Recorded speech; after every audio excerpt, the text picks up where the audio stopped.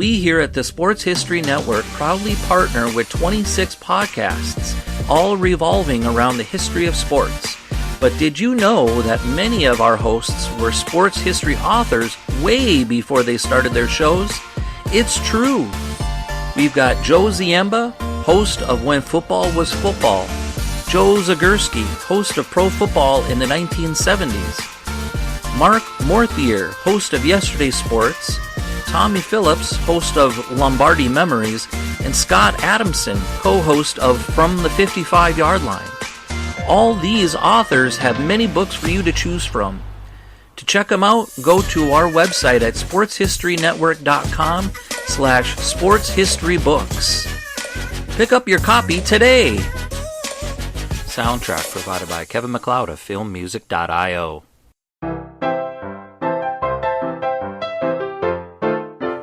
Triangles, the life and times of an NFL original team.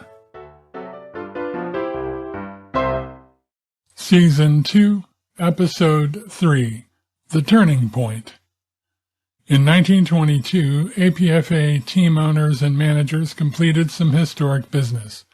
Thanks to President Joe Carr's leadership in formalizing operations, the association in APFA no longer made sense. This group of teams was now truly a league. Therefore, they adopted a new name, the National Football League. Carl Storck was now secretary and treasurer of the league and was about to take on even more responsibility at home with the Dayton Triangles. Nelson Talbott's plate was full. His commitments to the family's financial businesses and other interests left little time for coaching. Talbott stepped down as coach of the Triangles, but promised to assist as much as possible, especially in preseason scrimmages. With Frank Hinkie in failing health, Storck took on the job of head coach himself, rather than hire another outsider. He was no stranger to coaching, having done it for Stivers, his high school alma mater, following his graduation. Storck, wearing his manager hat, still found time to sign fresh players to bolster the lineup. William Jiggs Allery was the most notable, a former football and track star at Penn State University. Allery could run the 100-yard dash in 10 seconds, which was very fast for the day. Other teams had expressed interest in Allery, but Dayton had the inside track because it was closest to his hometown of Bradford Junction, now called Bradford, in nearby Miami County. Other newcomers included Bruno Haas, a guard from the University of Cincinnati, and Tip O'Neill, a running back from the University of Detroit. Storck expected most of the key players from 1921 to return. Furthermore, he was confident of bringing Norb Sacksteder back to Dayton. Only Al Mahrt had yet to commit by early September. Mahrt eventually decided to return for another season and was present at the team's practice on September 12th. A dinner meeting followed at the Triangle Park dining room, featuring remarks by Coach Storck and assistant Coach Talbott about the upcoming season. The coaches discussed rules changes and tried to motivate the team for the fall campaign. This year's schedule would be different from years past. Billy Sunday, a popular former baseball player turned evangelist, would hold revival meetings at the park during November, and out of respect, the team would not play home games that month. To accommodate Reverend Sunday, the Triangles would play all of their home games in October, and all games after that on the road. Storck indicated that a home game in December might be possible. The October 1st opening game appeared to be a tough matchup at first glance. Jim Thorpe had organized a team made up entirely of Native American players. All had college experience, either at Thorpe's alma mater, Carlisle University, or at other schools. In addition to Thorpe, the team featured the talented Jim Guyon and Pete Kallick. Based in the little town of LaRue, Ohio, Thorpe's team called themselves the Oorang Indians. Entrepreneur Walter Lingo owned the franchise and bankrolled the team to promote his booming dog business. Storck assured the press, as he had last season, that Thorpe himself would play at least part of the game. The 1922 season brought a new wrinkle in team marketing, triangle-themed advertising. The October 1st Daily News ran a 2-page advertising spread promoting the opening of the season.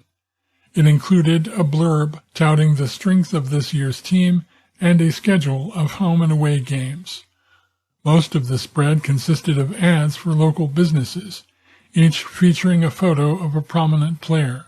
Advertisers included auto dealerships representing brands Hupmobile, Nash, Moon Touring, Earl and Studebaker, the Dayton Money Weight Scale Company, Winters National Bank, and Nelson Talbot's investment firm, the N.S. Talbott Company.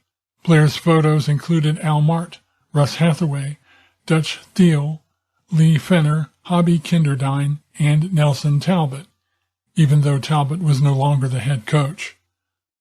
The Irvin, Jewell, and Vinson Company, a local paint and glass store, had an ad in the spread promoting their finishing product.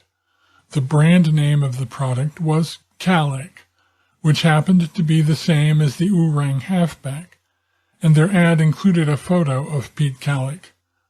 Whether any of the players gave permission or received compensation for the use of their likenesses is uncertain. The Oorang Indians provided a spectacle befitting football fans' worst prejudices that day at Triangle Park. Based on public accounts of the pre-game ceremonies, it would be difficult to argue that they didn't exploit their heritage for entertainment purposes. It wasn't just that their roster included men named Thunder, Downwind, and Longtime Sleep. According to press reports, they donned blankets and traditional headdress and performed a war dance prior to kickoff. The pre-game spectacle far exceeded Oorang's on-field performance. The Triangles appeared in mid-season form other than some shaky center snapping. Lou Partlow's short touchdown plunge capped a sustained opening drive that mixed runs and passes. Two other promising Dayton first-quarter drives failed when passes over the goal line fell for touchbacks. The Triangles blocked 2 Oorang punts, the second leading to a safety for Dayton. Tip O'Neill scored on a misdirection run in the second quarter to make the score 16-0 at the half. Ken Huffine scored on a short run in the third quarter, set up by Faye Abbott's punt return to the Oorang 10. Then passes from Jiggs Allery to Gus Redman, and Huffine to Abbott, along with a long off-tackle run by Allery, set up another Huffine touchdown run in the fourth quarter. The last Triangles touchdown came from a play that is no longer legal in American football. Redman, instead of returning an Oorang kick, punted it back toward the Oorang goal. The lone Oorang player who had stayed back was unable to field the ball. Glenn Tidd grabbed it and ran 45 yards for the score. A version of this play is still legal in Canadian football, but seldom used. The end result was an easy 36-0 win for the Triangles. Contrary to Storck's promises, Jim Thorpe did not appear in the contest. In the aftermath of the victory over Oorang, a question lingered. Were the Triangles that good, or was the competition just underwhelming? The team would have to wait until the following Sunday for clarity. The Canton Bulldogs were coming to town, and by all accounts, they were good. Canton's visit to Triangle Park also represented a source of embarrassment for Carl Storck. Despite Storck's efforts and assurances, Norb Saxtetter had signed with the Bulldogs.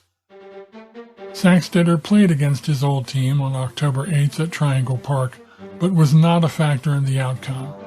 In fact, neither team was able to score. It was the definition of a defensive struggle. The Triangles were unable to move the ball deeper than the Canton 15-yard line, while the Bulldogs could not penetrate Dayton's 30. The Triangles now faced what appeared to be another tough matchup with the Minneapolis Marines. The Minnesota team had a solid reputation, having beaten the Columbus Panhandles 28-0 and dropped a close 3-0 decision to the Chicago Bears. Their lineup featured a number of top players from the upper Midwest region.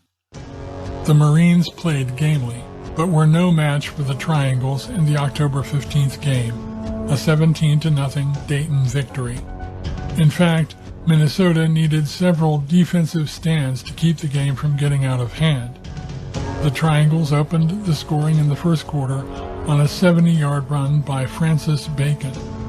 Russ Hathaway kicked a 30-yard field goal in the second period to bring the score to 10-0 at the half. Ken Huffine intercepted a pass to stop the lone Marines threat in the third quarter. Gus Redmond finished the scoring with a short run set up by a 30-yard Mahrt to Thiel pass. The following week saw the return of an old foe, the Hammond Pros. These pros were a shadow of the team that had once played the Triangles closely. They had not won more than twice in a season since becoming founding members of the league. The pros entered the October 22nd game at Triangle Park with a mark of 0-2. The Triangles sent Hammond home 0-3. Mahrt threw and caught touchdown passes as the Triangles won 20-0. A short first-quarter field goal by Russell Hathaway was the only scoring of the first half. He missed another attempt in the second quarter. After the intermission, Mahrt's exploits blew the game open. In the third period, he caught a short pass from Bacon, made two would-be tacklers miss, and cruised in for a 30-yard score. Later in the quarter, Mahrt threw to Thiel for another score. Lee Finner completed the scoring when his 30-yard field goal hit the crossbar and bounced over. Hammond not only finished winless, they failed to score a point in the entire 1922 season.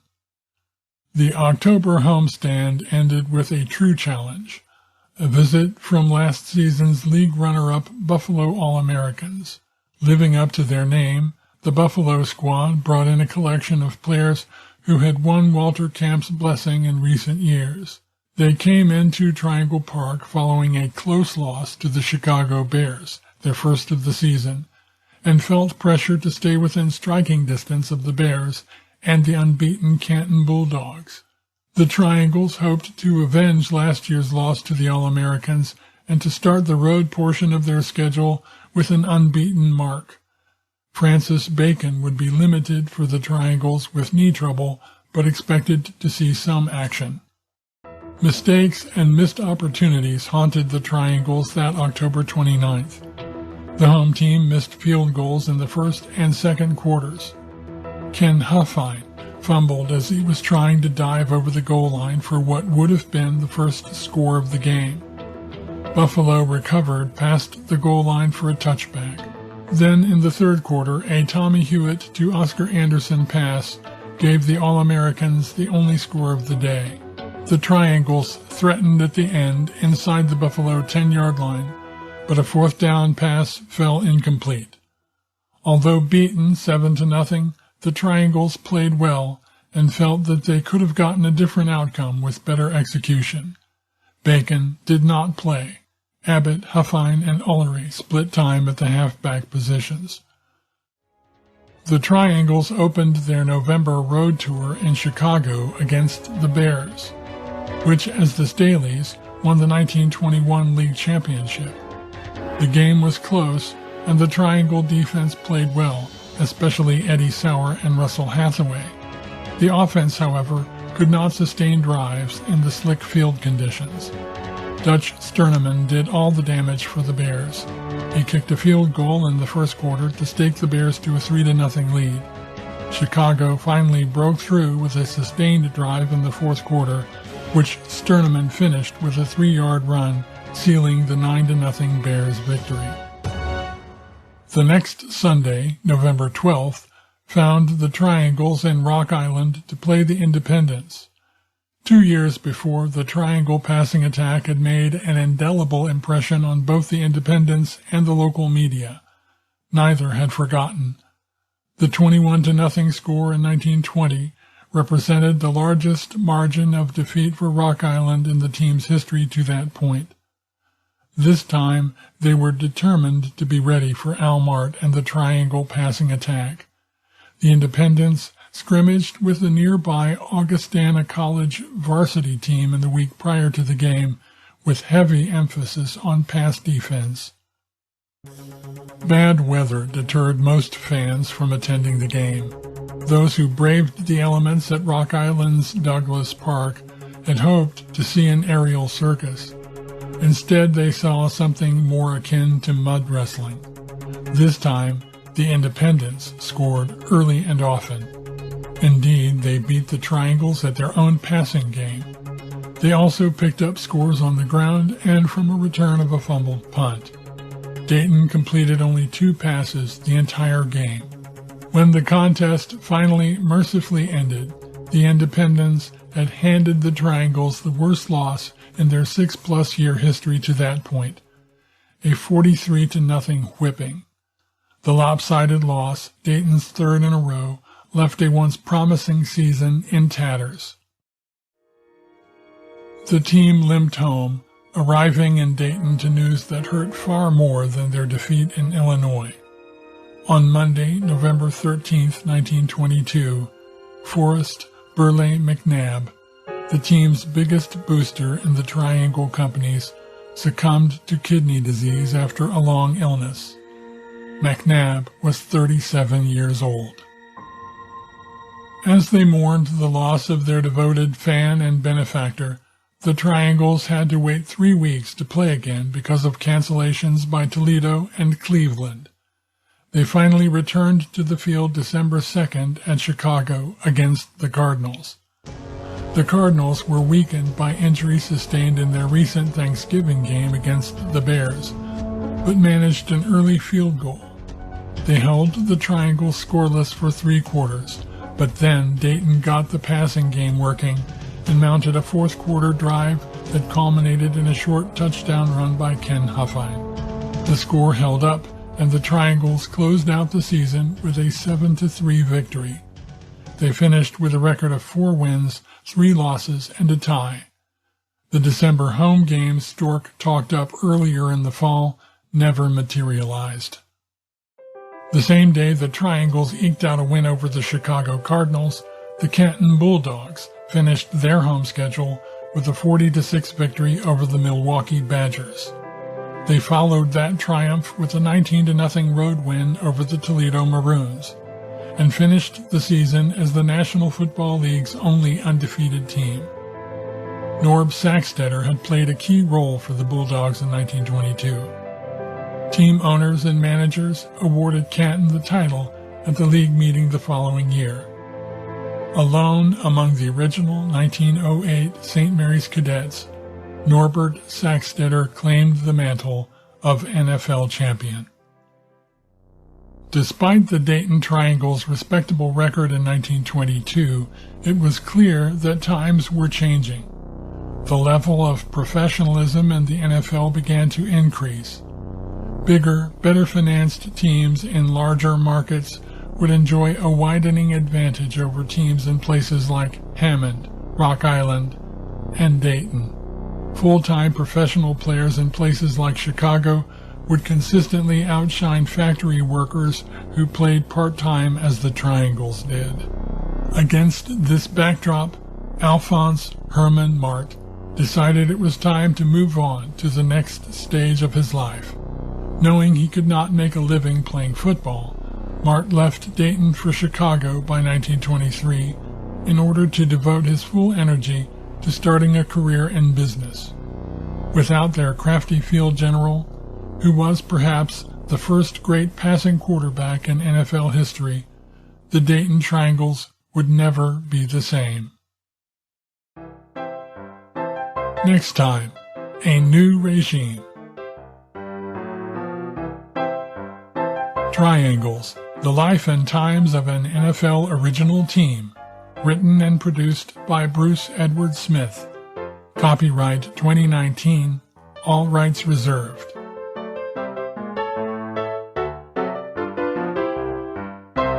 For more episodes plus bonus content, Check out DaytonTrianglesPodcast.com.